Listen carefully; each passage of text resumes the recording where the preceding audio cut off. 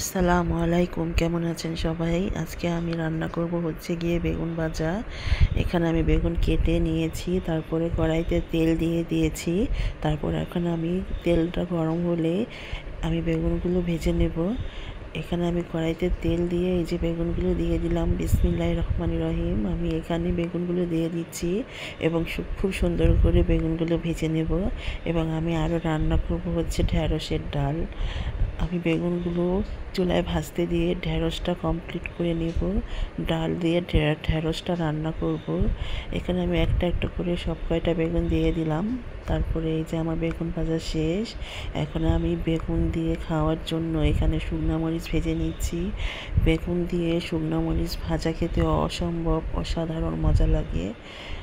Just বলতে গেলে একদম ফাটাফাটি মজা। আজকে আমি একদম রান্না করছি একদম বাঙালি স্টাইলের রান্না। এখন আমি ঢ্যাঁড়সটা ধুয়ে নিয়েছি, ধুয়ে নিয়ে এখন কেটে নিব একদম রেডি করে। এখন আমি ডাল দিয়ে রান্না করব। এই যে আমি এখন একদম কেটে নিয়েছি, কেটে নিয়ে এখন কড়াইতে তেল দিয়ে আমি ঢ্যাঁড়সটাকে রান্না করে নেব। এই তো আমি কড়াইতে তেল বসিয়ে দিয়েছি, আর সামান্য পরিমাণে আরেকটু তেল দিয়ে তারপরে যে পেঁয়াজ কুচি দিয়ে দিলাম।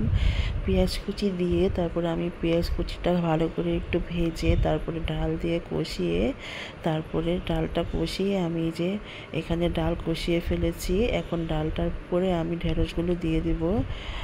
ভর দুপুরবেলা রান্নাঘরে আমি রান্না করছি একদম বাঙালি স্টাইলের রান্না। আজকে দুপুরের এটা আমাদের আয়োজন, দুপুরের খাবার আর কি।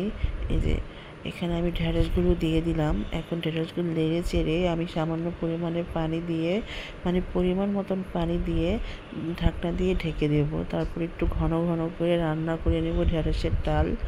এটা আমাদের বাসায় মাঝে মধ্যেই খাওয়া হয়, এটা আমাদের একটা পছন্দের খাবার।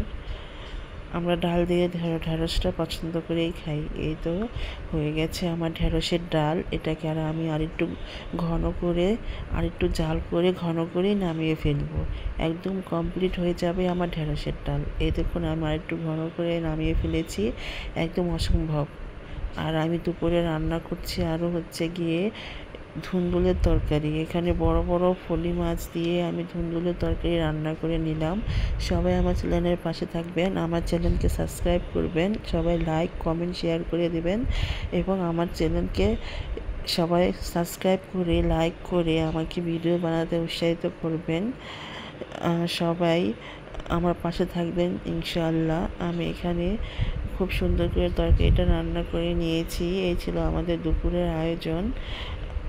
ভর দুপুরবেলা আমি সকল রান্না কমপ্লিট করে নিলাম, যাকে বলে একদম বাঙালি স্টাইলের রান্না। সবাই আমার পাশে থাকবেন। আল্লাহ হাফেজ।